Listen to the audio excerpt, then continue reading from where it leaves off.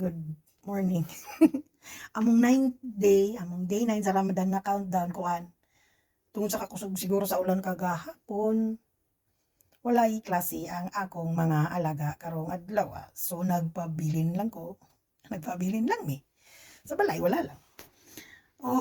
Basig na nga barabarahan mga barabara sa gawas ng kansilado ilang klase. Kanara akong update kay udto pa man karon unya ambot lang unsay among preparation sa among futur ang tawag ana unya sa mga 6:10 6:20 mga na. So day check. Luka, day check, time check. Nagid ko na may update sa mga dates para wala malimtan daw extra lang sa mga notebook collections. Today is March 19 2024 Tuesday. So day 9, no school because of the bad weather. Complete na. Daily life update. Para dili malimot. O gunsa ang mga nangahitabo nga sa mga nangagila. Ginabaybay na kay. Manang break. Life is challenging. Magdagan-dagan sa kukadsot mga kabag na ko ba ng tamo. Pagpalit kong saging. Sa dahan. Diyan ay kamatis. Wala may tao dara doon. Nakitaan ko lang itong nagtanong ng kamatis. Amigo na ba na ko to? Maggali ta, buang. Kulang og saging among kunapa. Unya kay si Salma. Dili naman to niya pwede matawag among maniho kay gihatod man siya. Wala lagi nilang eskwela. Lundong kayo. Wala lang siya kabalo kung unsa ko kalipay yung mag-backride ko. Muli akong life. Sakay-sakay, maski tulis ang katanan.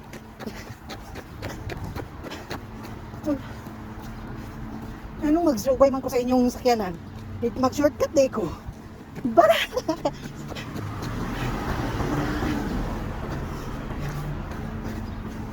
Saging. Yung saging rin mo ipa-deliver niya. Katulgo na ko siya. Kaya nato siya trabaho niya. Gabi na sa din kayo siya magkabot. So paghaman na lang siya kasain. Ay opposite side ni. Lingas. Nihila ko gayo ang bata eh. Nagyahak lang no. Magkadawing muli ko. Luwi ko siya. Dili sa gitong sugot yang inahan magbaklay ang anak inahan eh. Dili sa ako dadon kaya di man ko makadali. Makadali kung naguban-uban siya.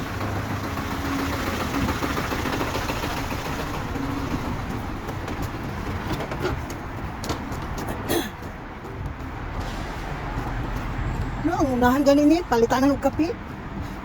Sus, kadali rang baklayon. Tara mo ning likuan na namo. Tara. Nang himaybay day ko. Nang blue.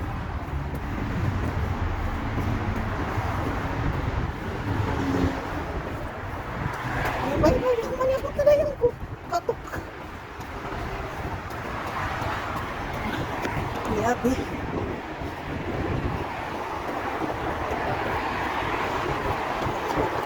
Alrehab. Masadahan. Sos. Lahangin kayo. For the first time na nagyapabaklay ko, dili gusto sad nako. Pwede ko dali mo agi sa kilid niya. Dili ko mo agi sa pikas. Dili lusot sa pikas ni. Kabalo na ko. Dili ko mo liko niya. Lusot din nato tong may kamatis. Okay.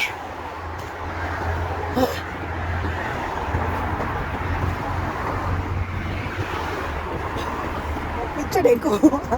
Ani abot ko wala na ako na timeman. Ay, na may timer ani. So, 4 minutes na. Abot na. Abot na ko sa kuwan. Ako sa kotlon. Saging na guwapa. Pwede rin.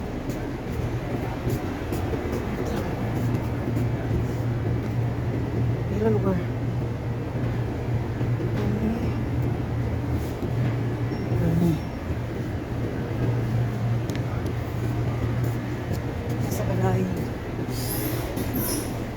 Pang ito lang eh.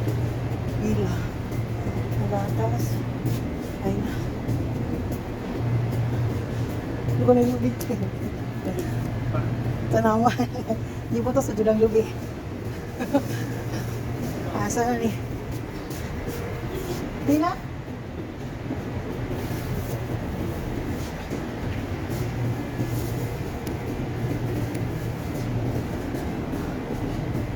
Ay, kini. Dali, uy. Ay.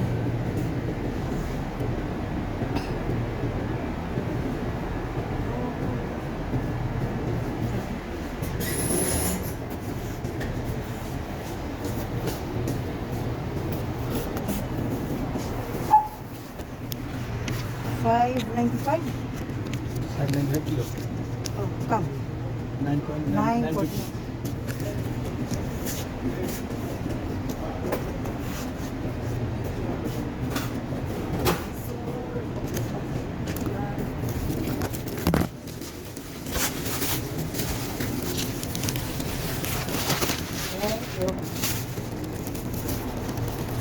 Ano? Oh. Okay, start na tabaklay. Isa ha. Okay. Bawas pa talaga to, nakakalit na nagsaging. Ganit ang lipo sa pikas. Para matay man nato 8 to 10 minutes. Rani amot na rin. Taligsi ko. Ay guwapa kay ko.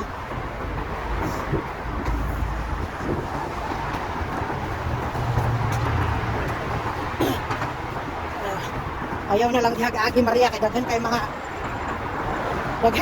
kuan bunguton. Lisod.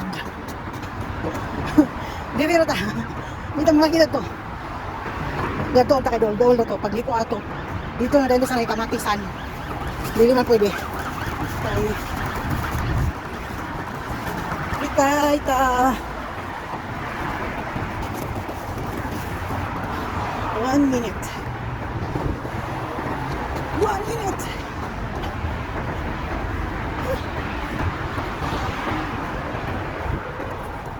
Justin Bieber.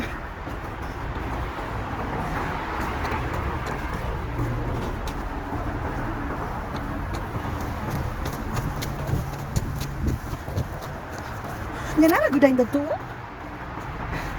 Doon na dyan kayo na. Nga na naka-exercise ko gamay. Wala rin sa kuwan. Gibaklay nga accommodation padulong sa opisina. Iahak lang itong ginabuhi ba. Pero happy. Kung time na ako sa accommodation sa first personnel. Sa tanan ko na accommodation. Kato ang pinaka-happy na ako na stay sa Manila. Kana bitong basta happy siya. Exclusive mong good to pod para sa botuan. Ako rin kagayan nga nasagol na to. Nang happy ko. Ang place ang pinaka-happy na ako. Sa tanan akong pag-apply. Nga, dili po pressure ako ito katong time. Magkuhan lang ba? Nag-tourist ang grad to. Dili apiki sa panapi. Mana, dili pare sa una nga grabe itong first time na ako, second time na ako pag-apply. Yati. Pag third time, hayahay kay dato ang napuyan pero Crown Tower kung nagstay. Pero lisod gyapon kay dili nimo hawak imong life. Kato kay Kwan Freedom. Ambe. Dali kay for 30 minutes. For 4 minutes. For 4 minutes tapos na ta. Okay.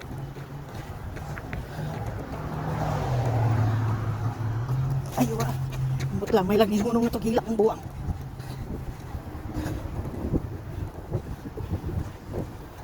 Welcome to show. Dapat wala na kanya gisaklian. 2 piso. Yan po mga gisaklian, 2 piso. Tara, asan na itong kalabasa? Kamatis ang pikas, kalabasa ang pikas. Wala pa yunod. Hindi pa, kaya misa una din magbaklay ba kayong eskwelahan na rin muna sa unahan. Huwag ipaningot ko. Pag-iar tayo eh. Puro bigyan ko na tayo. Ito eh.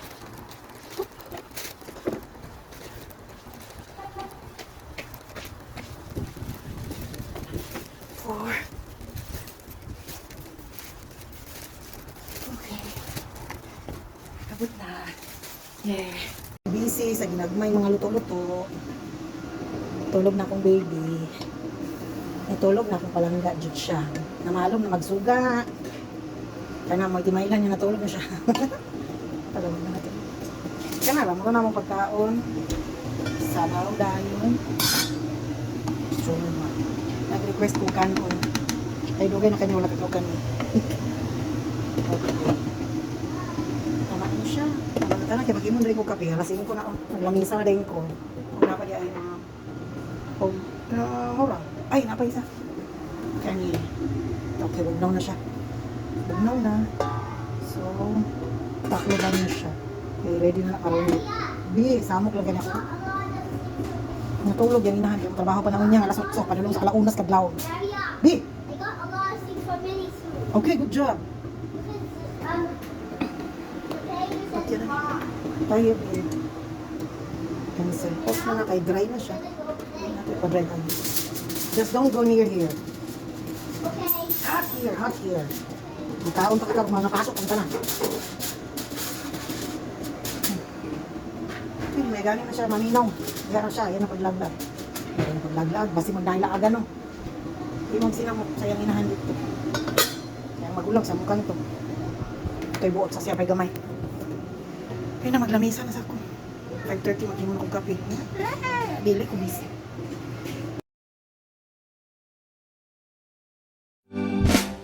Ay, ikaw man ang nibiya, kalit lang ni Hawa. Wa ka man ang hit, na ay laing kabag-e.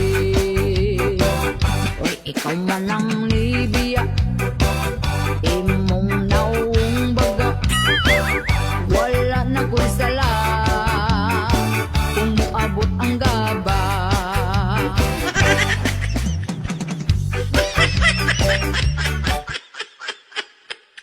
Wag na wag mong lolokohin. Kasi kapag nag-umpisa kang magluko, yan ang sisira sa lahat. Tapos na ang laban kapag nagluko ka. Yung iba nga dyan, di ba? Sabihin nila, pinatawad naman ako may second chance. Pero akala nyo ba madaling magbigay ng second chance? May mga taong binibigyan lang kayo ng second chance kasi hirap silang mawala kayo. Hindi pa nila kaya. Pero yung pain inside, it's killing them. Every moment na tinitignan nila kayo, naaalala nila yung pain. Naaalala nila yung cheating. Pinipili lang nila na lunukin yun dahil sa pagmamahal. Kaya wag na wag mong sirain ang tiwala ng taong nagmamahal sa'yo. Wag na wag mong sirain ang relasyon nyo sa pamamagitan ng cheating kasi malalim na kasalanan yan. At wag mong hayaan na pagsisihan mo yan balang araw. So ngayon pa lang, dapat alam mo ang consequences sa gagawin mo. Pwedeng mawala yung taong pinakamahalaga sa'yo kapag niloko mo siya. So ayusin mo ang pagmamahal mo sa kanya. Totoong pagmamahal at walang halong pagluloko. Bakit nga ba mahal kita kahit di pinapansin ang damdamin ko? Para kanino ka bumabangon? Ako? Hindi na nga ako natutulog. Matulog ka ng tangina ka! Love, tugani ko. Mura to kog kabaw og itsura. Tuganan ko ikaw sa tinuod, lab.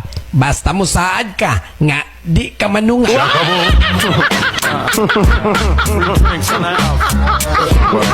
Ito real talk. Isa sa pinakamahalaga sa relasyon ang pag-update sa partner mo.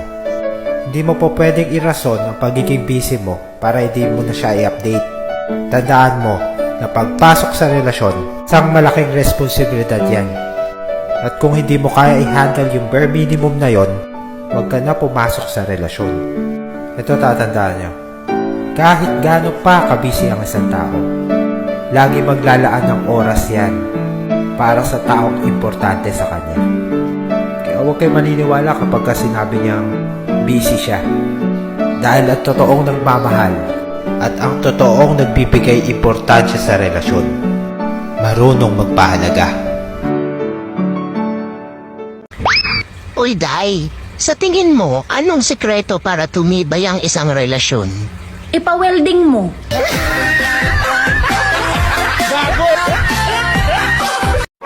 Hindi lahat ng relationship totoo. Yung iba, relation trip lang. Guwapa kay kanya kabitra ka? Very wrong.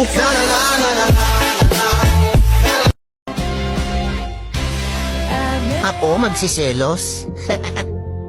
Natural. Mahal kita, tarantado ka ba?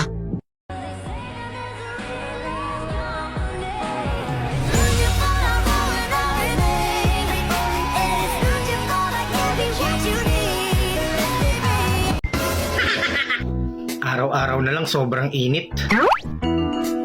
Kumusta naman kaya dyan yung mga plastic? Buo pa ba? O tunaw na?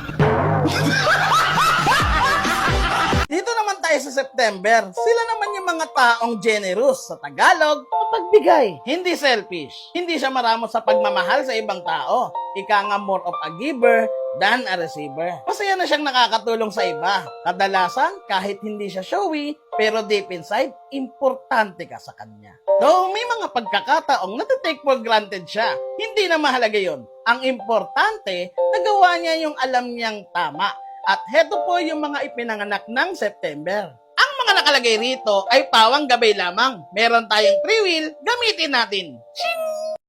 Dili sayop ang maglikay. Masayop ang musalig o kutro sa mga tao nga giabusaran imong kamaayo.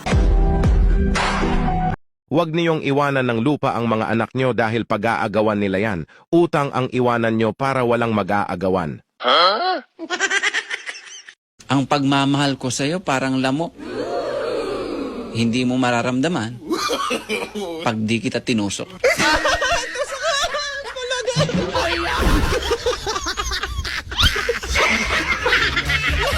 Natural na sa tao yung tumingin sa hitsura ng iba. Para bang alam na agad ng mata natin kung ano yung maganda at kung ano yung hindi masyadong maganda. Pero ang problema sa sistemang ito, hindi natin nakikita kung ano ang mahalaga. Sana wag natin hayaang mata ang humusga. Sana hayaan natin puso ang makakita ng pagkatao ng iba. Ano yung mga natutunan mo sa pagiging OFW? You have to let your family feel okay ka para hindi sila mag-alala sa'yo. But the real story is, Pagod na puyat na puyat ka sa pagtatrabaho. You have to help yourself go back to work. Kasi yun yung reason bakit ka nasa ibang bansa. doon sa mga kamag-anak ng OFW na nandito sa Pilipinas, minsan hindi nagpadala yung kamag-anak nila, naaway nila. Minsan hindi napagbigyan, binabastos nila, hindi nila nire-respeto. Anong masasabi mo sa mga kamag-anak na mga ganun yung ugali nila? They have to understand na hindi talaga madali yung buhay, lalo na wala ka sa Pilipinas. Iba-iba yung challenges na pinagdadaanan nila araw-araw. Malaking ambag sa success ng isang overseas Filipino worker, yung suporta at pagmamahal ng pamilya nila. Ano yung pinakamahirap na sitwasyon na nagkaroon ka doon tapos itinago mo sa mga kamag-anak mo dito sa Pilipinas? Heto ang mga birthday sa mga Maldita at Armalite ang bunganga. March, November, January, September, July, August, April at December. Kaya tandaan mo, kung bungangera ang iyong asawa, huwag kang mag-alala dahil nasa tamang Armalite ka. Kaya mas okay yung babaeng bungangera at prangka kaysa sa babaeng kunwari tahimik at inosente pero sagad sa buto ang kalandian. Kung gusto ka magmalipayon sa kinabuhi, kung gusto ka hapsay ang imong kinabuhi sa umaabot ng mga katuigan, kung gusto ka tinuod na kabaguhan sa imong kaugalingon, ayaw paminaw sa mga tao. Bisan kinsa pa ng mga tawhana, imong mga pamilya, imong mga igsuon, mga relatives mo, mga amigo nimo, barkada. Bisan pag-angkol, auntie, maninoy, maninay, inahan, amahan, mga igsuon, ayaw kayod paminaw anak nila. Kaya ano, kanang ilang ipang-ingon nimo, puros ka na mga bakak. Ano na labing tinuod. Kung gusto ka mabago ka, dapat imuhang kaugalingon to yun. Ay, pwede mga yung advice. Ay, unay gipangingon nila. Mapiktuhan rin ka. Bakak na ilang gipangingon. Unay labing tinuod. Anong nakaingon ko? Tanawa, kung magbagong tuwig, kung sa ingon nila. Pagbag-o na dihoy, bag-uhan na yung mga batasan, kay way lami na yung batasan, pagbag-o na kay bagong tuig na. Di ba? Mo na ingon nila bisag 15 pa na mga na. Imo pa ng kapamilya, imo pa ng mga igsuon pa na o imo mga amigo, mo na ingon pagbag-o na. Pero kung mag-birthday ka, unsa ingon nila? Hinaot unta nga dili na ka mabag-o. Mga baka ko ayo.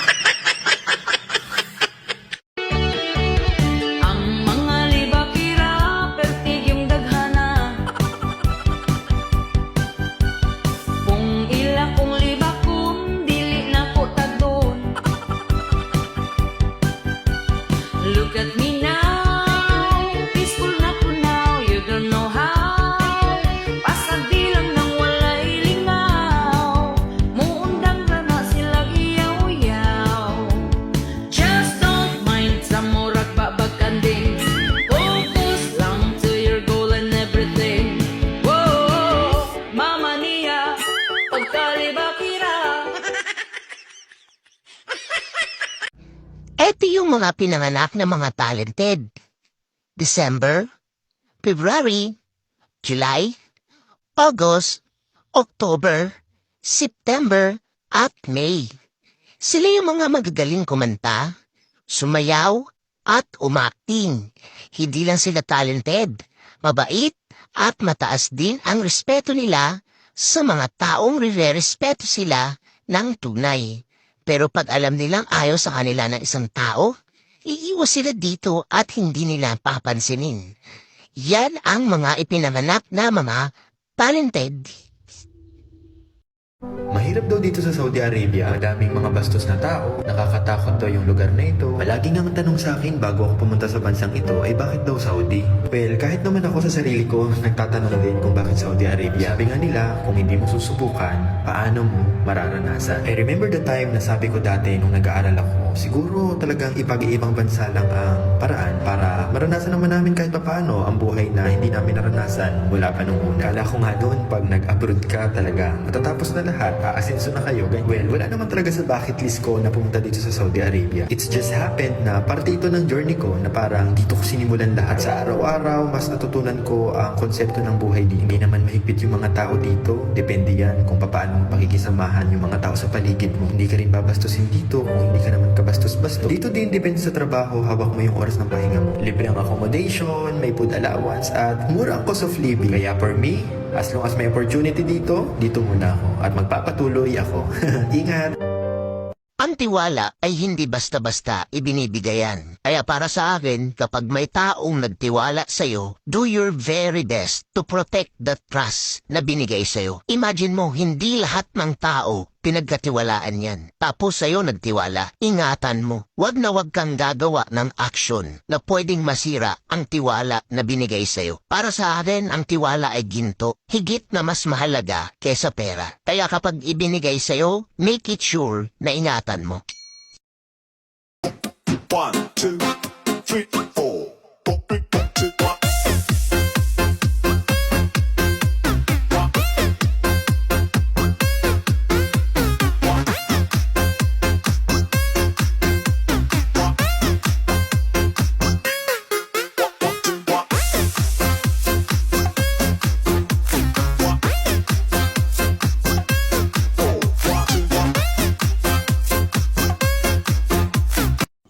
Huwag magtanim ng galit sa mga taong naninira sa iyo.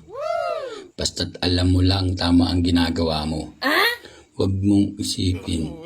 Huwag mong dibdibin. Puta, parang kumakanta ako ah.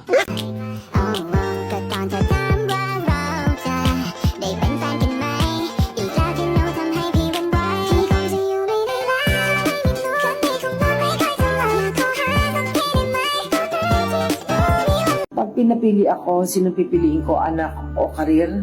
Karir.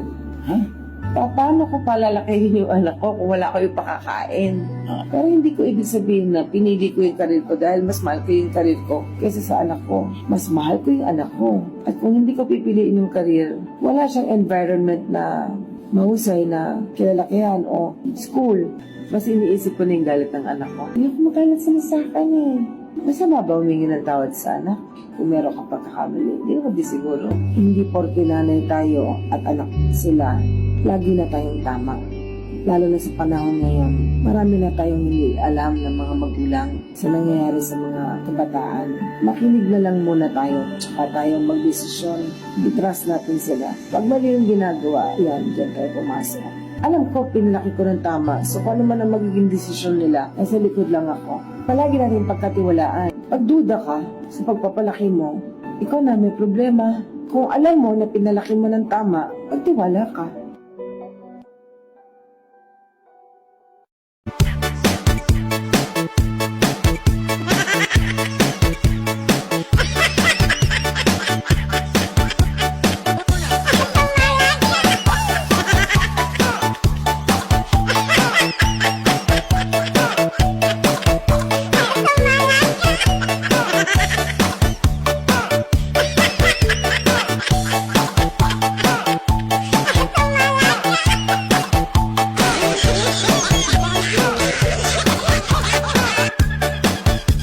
Ginagawa?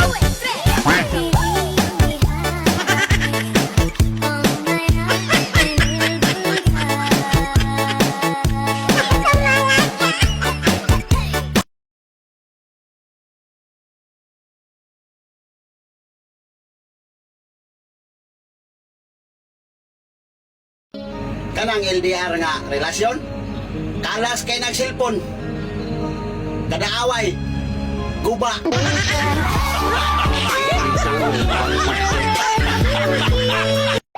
Kahit anong aliw mo sa sarili mo, kapag wala kang pera, manghihina ka talaga.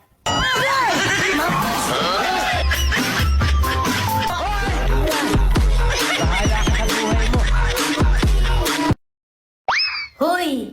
May day mo naman ako. Kahit paalang. Gago! Matagal na ako sa abroad, bakit na wala akong ipon? Diyos ko. Yun di Ponggol, may nag-message kasi sa akin, manghiram ng pira. Tapos sabi ko, wala akong may pahiram. Sabi niya, ha? Matagal ka na sa abroad, wala ka talagang ipon kahit kunti. Ay sana all, hiyang-hiya naman ako. Tapos, meron din akong isang kaibigan. Nag-message sa akin, ang hiram daw ng pira at wala na naman akong may pahiram. Diyos ko, prosanto. Noon, mahilig yan sila mag-heart-heart sa post ko. Pero nung tinanggihan ko na wala akong may pahiram, ngayon hindi ko na sila makita. Bahala ko sa buhay nyo. Ang mahalaga, ambisyosa tayo kahit walang ipon. Diba guys? Wala namang bayad, mangarap ng gising. Ang expectation kasi ng iba, abroad kami, hayahayang buhay at maraming pira. Pero ang totoo niyan, ang sahod namin dito sa abroad, sakto lang, minsan kulang pa. O diba? Expectation versus reality. Realidad sang kabuhi. Kapag sinabi kong mahal kita, I don't care who you are, where you from, what you did, as long as you love me.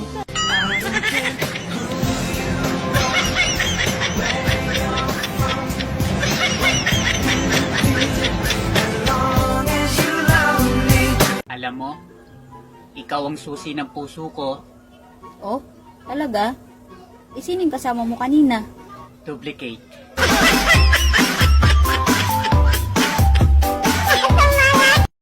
Nagmeeting ang mga body organs kung sino dapat ang in charge sa katawan. Sabi ng utak, ako dapat ang maging in charge. Ako ang may control sa buong katawan natin, kaya dapat ako ang masunod. Sumagot yung lungs, ako dapat ang maging in charge. Ako ang nagbibigay ng oxygen sa katawan at ang dahilan kung bakit kayo buhay. Sumagot din yung tiyan. Ako dapat ang in charge. Ako ang nagtutunaw ng pagkain at nagbibigay ng lakas para mag-function kayo. Sumagot din ang binti. Ako dapat ang in charge kasi ako ang bumubuhat sa katawan para makapunta sa ibang lugar. Sumagot din yung mata. Ako dapat ang in charge kasi ako ang nagbibigay ng vision sa katawan kung saan dapat pumunta. Bigla naman nakisingit yung puwet. Ako dapat maging in charge kasi ako ang naglalabas ng basura sa katawan.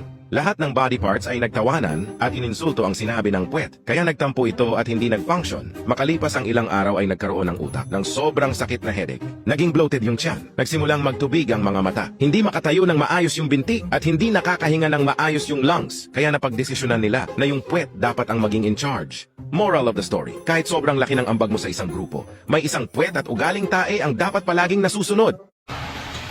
Makabless kaayo tan-awon ang managsuon nga magtinabangay ug magdinasigay kaysa managsuon nga magsigi rag away bisag walay hinungdan. Maunang kung naa man kaigsuon nga ginatabangan ka maski naa na mo'y nagkadaiyang pamilya, pasalamati siya. Kabalo ka ngano kay dili tanang igsuon na ay kasing-kasing nga mutabang sa iyahang igsuon. Walang permanente sa mundo, lahat ng ito panandalian lang. Kaya habang may oras, piliin mong maging masaya. Kung malungkot ka, umiyak ka. Kung pagod ka, magpahinga ka. Kung gusto mo mapag-isa, go! Okay lang yan, basta wag mong kakalimutan na dapat saglit lang. Huwag kang tatagal sa lungkot. Maikli lang ang buhay, kaya hanggat may araw pa, bangon agad at balik sa pagiging masaya. Ganon. Ano sa tingin mo ang pinakamalaking hamon ng mga kabataan ngayon? Sa mga pinakamalaking hamon ng mga kabataan ngayon, yung pandemya, hindi sa paga, hindi sa utak. Mga kabataan ngayon, hindi na gaya ng mga kabataan noon. At bakit? Kasi yung mga magulang ngayon, hindi na rin kaparehas ng mga magulang doon. Ang pandemya ngayon, kabubuhan, kamangmangan, kawalan ng emosyon. Maling emosyon ang ginagamit sa mga pagkakataong tama. Maling emosyon ang ginagamit sa mga pagkakataong mali. Yung talino, wala na sa mga kabataan. Bakit? Natutuyo ang utak ng kabataan dahil sa cellphone. Sobra-sobrang screen time. Sobra-sobrang panonood ng mga bagay na hindi dapat pinapanood ng mga kabataan dahil may access na sila doon ngayon na ang mga kabataan dati, ng mga panahong kabataan ko, wala kaming access sa mga ganyang bagay. Ang problema ng mga kabataan ngayon, yung sobra-sobrang kamangmangan ng karamihan. At hindi lahat, kasi meron pa rin mga kabataan na iilan, na nag-iisip, na nakikinig. Mga kabataan, importanteng makinig kayo. Importanteng mag-isip kayo kung tama pa ba yung nakikita ninyo sa social media, kung tama pa ba yung pagtuwad, kung tama pa ba yung paglalabas ng suso, kung tama pa ba yung lahat ng nakikita ninyo. Pero wala na kasing nagtatanong, wala nang nag-iisip. Basta na lang tayo sumusunod kasi cool. Kasi makukuha mo yung atensyon ng tropa mo sa mga ginagawa mo. Pagkaluoy, intaw ni Manoy, kay ang iyang siyakoy, pirmirang galon, oy, di mo bangon, bisan pagyugyugon, dili nga mangisog, sige lang kakulo.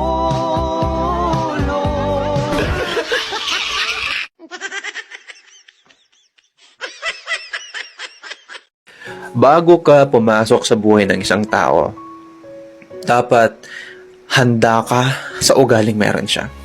At dapat malinaw sa'yo kung ano ba ang intention mo.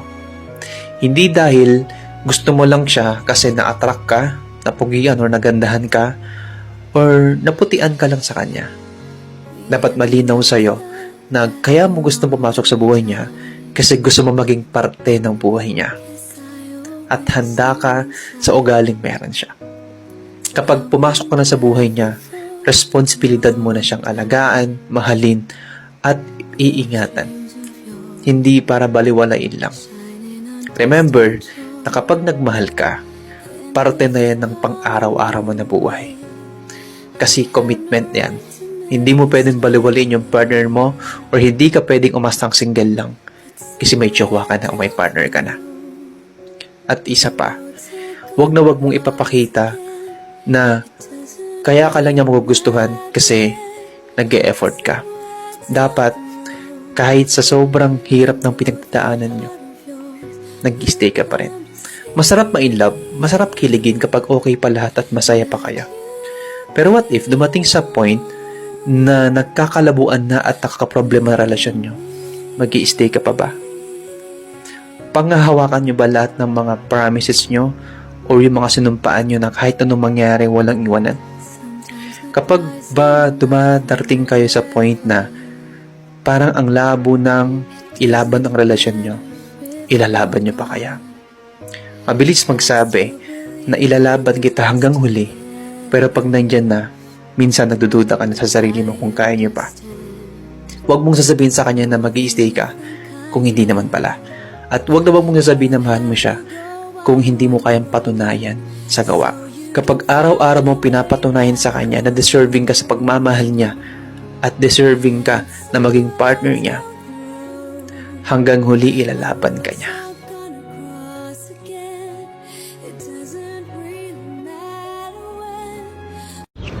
Ayan, pakitang tao ka na naman. Natural, tao ako eh. Alam mo namang magpakitang animal ako. Eh, ikaw yun. Kasagaran sa mga babae karon, hilig na og mga gwapo.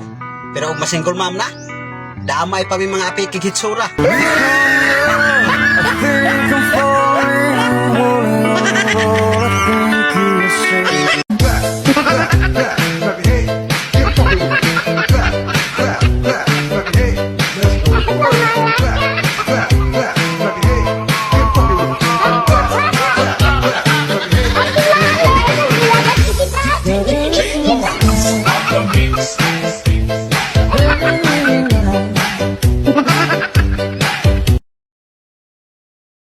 Alam niyo ba ang reason kung bakit maraming hindi nagtatagal sa LDR? Ito ay hindi dahil sa distansya o layo, kundi maraming mga bagay na ginagawa ng isang tao na hindi alam ng partner niya. O madaling magloko, madaling maglihim at madaling isikreto lahat ng bagay. Kaya kung gusto nyo magtagal kayo, ito yung 5 bagay na wag na wag yung gagawin pag nasa LDR kayo. Itag mo yung jowa mo para dalawa kayo na manood dito sa content ko na to. Ready? Number 1. Wag na wag kang mag-i-stalk ng ibang tao o ibang babae na alam mong ikakaselos ng jowa mo. Mapa-artista, vlogger, or yung mga malalapit lang sa inyo na pinag-usapan nyo na dati. Wag na wag mo silang i-stalk dahil nagbibigay ka ng signal sa jowa mo na baka siya ay papalit mo sa kanya. At isa pa, hindi mo talaga maiwasan na mag-isip yung partner mo the moment na nalaman niya na nag-stalk ka ng iba. Anong iisipin niya? Okay lang? Siyempre hindi. Paano naman pag nahuli mo siya, di ba? Masasaktan ka rin at maghihinala ka rin. Kaya wag na wag kang mag-i-stalk ng iba na hindi alam ng partner mo. Or in total, wag na wag kang mag-i-stalk ng iba na alam mong ikakagalit niya at ikakaselos niya. Number 2, wag na wag kang magdi-delete ng mga messages or convo sa cellphone mo. Kapag nagkita kayo, syempre wala siya mahuli. Bakit? Kasi dinelete mo na. Eh paano naman ngayon kung may chat ka na para sa'yo wala lang, para sa'yo ay dahil bored ka lang at gusto mo lang ng chatmate, sa panahon ngayon hindi na uso ang chatmate. Kasi ang mauuso lang ang chatmate kapag boring ka sa kausap mo o single ka. Pero pag may jowa ka, wag kang makikipag-usap sa iba, wag kang magdi-delete ng mga messages kasi anong ibig mo sabihin? Para hindi siya magalit. Ang rason mo sa kanya, dinelete ko na, para hindi ka magalit, o delete ko na kasi baka magalit ka. Hindi pwedeng ganun. So, kapag alam mo na magagalit yung jowa mo kapag nag-delete ka ng mga messages, kabahan ka na. Hindi na yan basta-basta magtitiwala sa'yo. Meron ng mga lamat yung trust issues niya sa'yo. In short, araw-araw ka na niyang tatanungin kung may kachat ka ba o nag-delete ka ba. Kaya wag na wag kang magdi-delete ng mga messages ng kachat mo para lang mapatunayan na wala kang nilolokong tao. Pangatlo, ito ang pinaka-common na problema sa LDR. Wag na wag kang mag-entertain ng iba habang yung jowa mo ay busy sa trabaho. Ang pinakamasakit sa lahat, kapag boring yung tao, nakikipag-chat sa iba, nag-add ng Facebook friends or nag-hello, hi sa iba nang hindi na makakilala. At isa pa, wala namang purpose. Wala namang masama na makipag-friends sa iba, pero ano bang intention mo? Para ba makipagkaibigan o para ba meron kang next sa target? So wag na wag ka mag-entertain ng iba, lalo na kapag hindi alam ng partner mo. Napakasakit naman kasi malaman kapag yung jowa mo ay busy trabaho, tapos ikaw naman ngayon, dahil wala kang magawa sa buhay, ay nakipag-chat ka na, nakipag-video call ka pa. Ang pinakamasakit sa lahat, baka meron pa kayong mga naging usapan na mag-meet kayong dalawa. Ang sakit, no? Pang-apat, wag na wag kang makikipag-meet up o makikipagkita sa iba. Siyempre, yung jowa mo, kapag nalaman niyang may ka-meet up ka at hindi ka nag-update sa kanya, nako, i-ready mo na sarili mo, aawayin ka niyan. At baka hindi lang away, hihiwalayin ka niyan. Kung gusto mo magtagal kayong dalawa, lahat ng bagay papaalam mo. At saka isa pa, hindi lahat ng bagay na pinapaalam ay pinapayagan. Example, nagpaalam ka para bumili ng grocery mo, pwede yun. Pero kapag nagpaalam ka para makipagkita sa iba, ibang usapan na yun. Ano ba ang purpose mo para makipag-meet up sa iba? Hindi ka ba kontento sa jowa mo? Hindi ka ba masaya sa kanya? At hindi ba dahil busy siya, kaya pinagpapalit mo siya? O kaya hindi ba siya sapat sa'yo para makipag-usap, makipagtawagan at makipag-meet sa iba? Irespeto mo ang jowa mo kung gusto mo magtagal kayo. Dahil yung jowa mo, wala siya ibang kausap kundi ikaw lang. Wala siya ibang gusto kundi ikaw lang. Wala siyang kamit-apan at wala siyang ibang in-entertain kundi ikaw lang. Kung gusto mo na irespeto ka niya, irespeto mo rin siya. Ibigay mo rin yung pagmamahal na dapat niya maramdaman na pinaparamdam sa'yo ngayon. Kasi sayang kapag niloko mo yung taong seloso sa'yo. Kaya wag na wag kang makikipagkita sa iba nang hindi alam ng partner mo. Pang-5, wag na wag mong i-deny ang partner mo kapag may kausap kang iba. Mapalalaki man o babae, sa mga kaibigan mo man o sa katrabaho mo, kahit kanino. Kapag tinanong ka nila, kaya ba ni ano? Ang sabihin mo, oo. Ang pinakamasakit sa lahat, yung i-deny ka ng jowa mo sa maraming tao. Ang pinakamasakit na maramdaman ng isang partner mo ay yung hindi pala kayo sa mata ng iba, pero pag kayo lang, kayo pala. Ang sakit nun, lalong-lalo na kapag mahal na mahal ka niya. Madudurog mo yung puso niya at magiging trauma yun sa kanya. Ayun na yung sanhi para tuluyan kanyang hiwalayan at hindi na talaga babalikan. Ang matinong partner ay hindi nag-fall sa temptation. Ang matinong partner ay hindi basta-basta nagpapakagat sa tukso o anumang mga bagay na parandali ang kasiyahan. Dahil kung totoong partner seryoso ka sa kanya, hindi mo gagawin yung makalokohan na ginagawa ng iba. May nagtanong sa akin kung bakit daw ang galing-galing ko sa napakaraming bagay pero bobo ako sa pag-ibig. Ang sagot ko, lahat naman tayo ay nagpapakabobo para sa pag-ibig. Alam mo ba bakit? Kasi dahil sa pag-ibig, nakikita natin ang matagal na nating hinahanap na pahinga. Pahinga sa napakamapanghusgang mundo. Kasi hindi tayo i-judge ng pag-ibig kung bobo tayo. Hindi tayo i-judge ng pag-ibig kung ano at sino ba talaga tayo. Yung tipong hindi mo na kailangang magkunwari dahil sa pag-ibig na yan. Kaya bobo ako pagdating sa pag-ibig. Kahit di ko din ko ang buong mundo ay walang ibang katulad mo. Sa'yo pa rin ako babalik, sa'yo pa rin patungo. Sabi nila, tao ka daw kung nadidiligan ka weekly. Oh my God! Hayop ako, Lord! Hayop ako! Hoy! Gusto ko maging tao, me! Gusto ko maging tao, Lord! Gusto ko po maging tao!